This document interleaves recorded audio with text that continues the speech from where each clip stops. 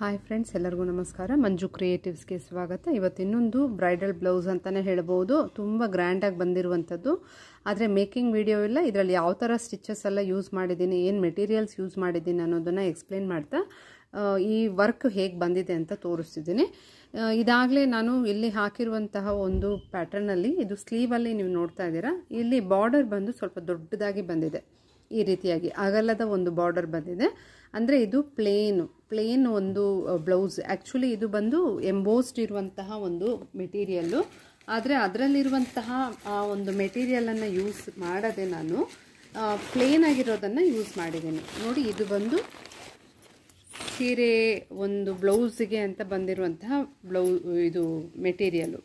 ಇದರಲ್ಲಿ ಇರುವಂತಹ ಈ ರೀತಿ ಎಂಬೋಸ್ಡ್ ಇದೆ ಅಲ್ವಾ, ಇದೆಲ್ಲನೂ ಜರಿ ಜಾಸ್ತಿ ಕಾಣೋದ್ರಿಂದ ಇದನ್ನು ಹೆಚ್ಚಿಗೆ ಹಾಕಿ ಇದ್ರ ಮೇಲೆ ವರ್ಕ್ ಇದನ್ನು ಮಾಡಿದಾಗ ನಮಗೆ ಹೆಚ್ಚು ಹೈಲೈಟೆಡ್ ಆಗಿರಲ್ಲ. ಅದಕ್ಕೋಸ್ಕರ ಸೀರೆಯ ಒಂದು ಭಾಗದಲ್ಲಿದ್ದಂಥ ಪ್ಲೇನ್ ಒಂದು ಮೆಟೀರಿಯಲಲ್ಲಿ ಇದನ್ನು ನಾನು ಹಾಕಿದ್ದೀನಿ. ಹಾಗಾಗಿ ಈ ರೀತಿಯಾಗಿ ತುಂಬ ಚೆನ್ನಾಗಿ ಕಾಣುತ್ತೆ. ನೋಡಿ, ನಾವು ಇಷ್ಟು ವರ್ಕನ್ನು ಇದ್ರ ಮೇಲೆ ಹಾಕಿದರೆ ಅದು ಚೆನ್ನಾಗಿ ಕಾಣ್ತಾ ಇರಲಿಲ್ಲ. ಹಾಗಾಗಿ ಪ್ಲೇನಲ್ಲಿ ಹಾಕಿದಾಗಲೇ ನಮಗೆ ವರ್ಕು ತುಂಬ ನೀಟಾಗಿ ಹೈಲೈಟ್ ಆಗಿ ಕಾಣುತ್ತೆ. ಅದಕ್ಕೋಸ್ಕರ ಈ ರೀತಿ ಪ್ಲೇನನ್ನು ಆಯ್ಕೆ ಮಾಡಿಕೊಂಡಿದ್ದು. ಮೊದಲಿಗೆ ಹೇಳಬೇಕು ಅಂತಂದರೆ, ಇದು ಕ್ರೀಪರ್ ಡಿಸೈನ್ ಎಂಟೈರು ಫುಲ್ ಸ್ಯಾರಿ, ಮತ್ತು ಇದರಲ್ಲಿ ಯಾವುದೇ ಒಂದು ಕಲರ್ ಕಾಂಬಿನೇಷನ್ ಇಲ್ಲ. ಕಾಪರ್ ಬಾರ್ಡರ್ ಈ ಥರ ಬಂದಿದೆ. ಹಾಗೆ ಇದು ಸೀರೆದು ಒಂದು ಬಣ್ಣ ಅಂತ ಹೇಳ್ಬೋದು. ಪೀಕಾಕ್ ಗ್ರೀನ್ ಅಂತ ಹೇಳ್ತೀವಲ್ಲ, ಆ ರೀತಿ ಇದೆ. ಆ ರೀತಿ ಕಲರಲ್ಲಿರುವಂತಹ ಇದಕ್ಕೆ ಪ್ಲೇನ್ ಆಗಿ ಇರುವಂಥ ಈ ಒಂದು ಇದನ್ನು ಬಾರ್ಡರ್ ಬರಬೇಕು ಅಂತ ಹೇಳಿ ಇಷ್ಟು ಅಗಲಕ್ಕೆ ಮಾಡಿರೋದು. ಇದರಲ್ಲಿ ಎಲ್ಲನೂ ಫ್ಲೋರಲ್ ಪ್ಯಾಟರ್ನ್ಸು ಮತ್ತು ಕ್ರೀಪರ್ ಡಿಸೈನೇ ಇದೆ. ಅದು ಇಲ್ಲಿ ಹಾಕಿರುವಂತಹ ಫ್ಲವರ್ಗೆ ಮ್ಯಾಚ್ ಆಗೋ ಥರನೇ ಇಲ್ಲಿನೂ ಫ್ಲವರ್ಸನ್ನು ನಾನು ಇಲ್ಲಿ ಹಾಕ್ಕೊಂಡಿದ್ದೀನಿ. 2 ಕಲರ್ ಕಾಂಬಿನೇಷನ್ ಯೂಸ್ ಮಾಡಿದ್ದೀನಿ. ಆ್ಯಕ್ಚುಲಿ ಇಲ್ಲಿ ಕಾಪರ್ ಮಾತ್ರ ಬಳಸಬೇಕಿತ್ತು, ಆದರೆ ಇಲ್ಲಿ ನಾನು ಫ್ಲವರ್ಗೆ ಗೋಲ್ಡ್ ಕಲರನ್ನು ಯೂಸ್ ಮಾಡಿದ್ದೀನಿ.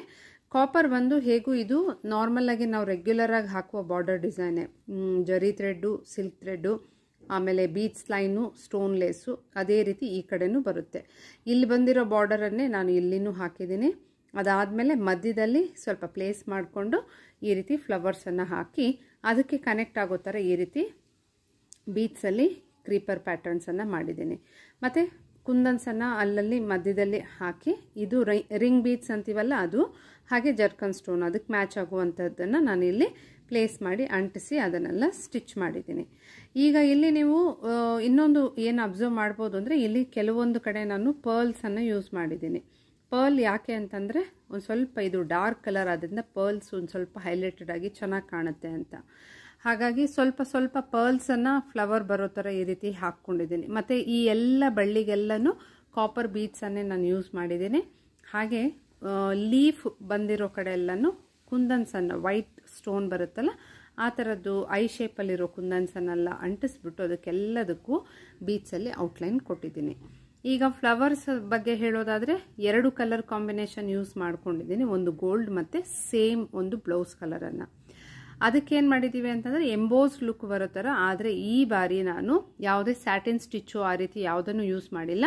ಹ್ಯಾಂಡ್ ಎಂಬ್ರಾಯ್ಡ್ರಿಯಲ್ಲಿ ನಾನು 6 ಎಳೆ, ಅಂದರೆ ಟೋಟಲಾಗಿ 12 ಎಳೆ ದಾರ ಬರೋ ಥರ ಪೋಣಿಸ್ಕೊಂಡು ಅದನ್ನು ನಾನು ಈ ರೀತಿ ಒಂದು ಕಡೆಯಿಂದ ಇನ್ನೊಂದು ಕಡೆಗೆ ಹಾಕಿ, ಮತ್ತೆ ಪುನಃ ಸ್ಟಾರ್ಟಿಂಗಿಂದ ಈ ಕಡೆಗೆ ಸೂಜಿನ ಕೆಳಗಿಳಿಸೋದು, ಮತ್ತೆ ಸೂಜಿನ ಮೇಲೆ ತಗೊಳ್ಳೋದು, ಮತ್ತೆ ಕೆಳಗಿಳಿಸೋದು. ಈ ರೀತಿಯಾಗಿ ನಾನು ಹ್ಯಾಂಡ್ ಎಂಬ್ರಾಯ್ಡ್ರಿ ಮೆಥಡಿಂದನೇ ಸ್ಯಾಟಿನ್ ಮೆಥಡನ್ನು ಅಂದರೆ ಹಾಕಿರುವಂಥದ್ದು.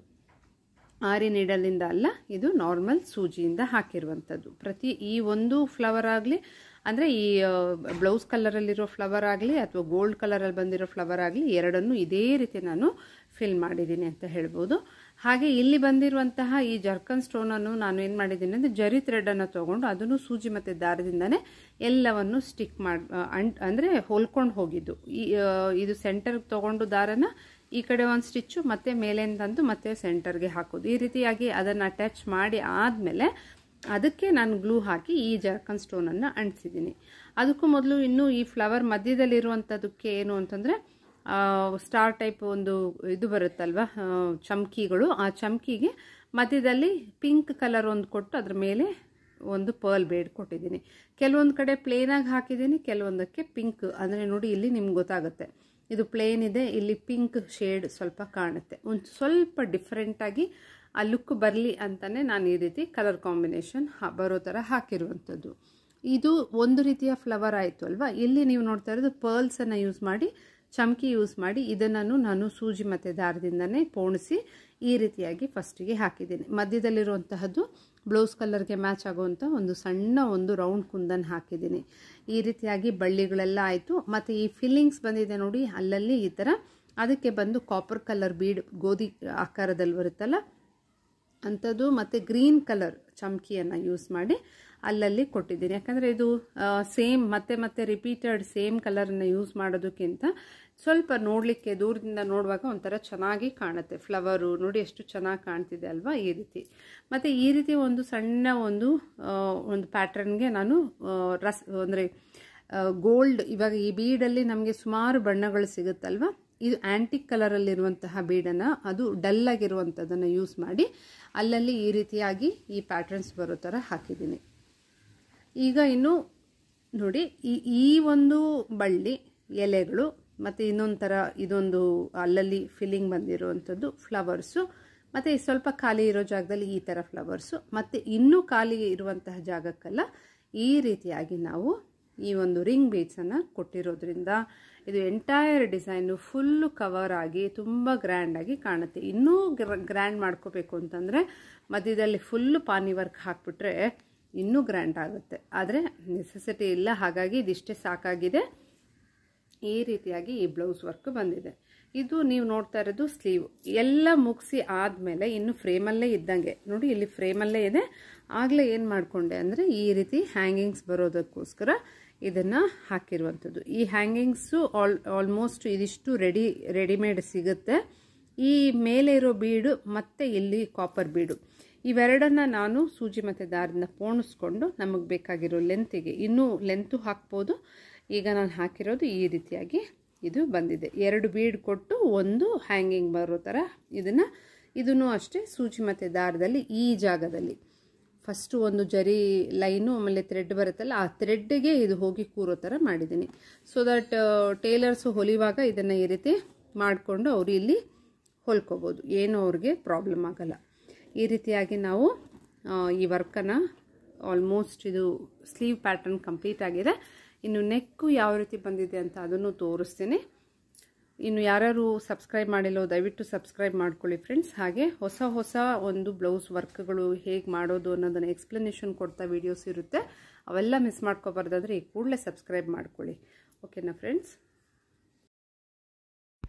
ಸ್ಲೀವ್ ತುಂಬ ಗ್ರ್ಯಾಂಡಾಗಿ ಬಂದಿರೋದ್ರಿಂದ ಇದು ಫ್ರಂಟ್ ಬ್ಯಾಕ್ ನೆಕ್ಕನ್ನು ತುಂಬ ಸಿಂಪಲ್ಲಾಗಿ ಈ ರೀತಿ ಮಾಡಿದ್ದೀವಿ. ಸ್ಕ್ವಯರ್ ನೆಕ್ ಇದೆ, ಮತ್ತು ಆಗಲೇ ನಾನು ಬಾರ್ಡರಲ್ಲಿ ಹೇಗೆ ಹಾಕಿದ್ನು ಸ್ಲೀವಲ್ಲಿ ಅದೇ ಪ್ಯಾಟ್ರನನ್ನು ಇಲ್ಲಿ ಹಾಕಿರುವಂಥದ್ದು.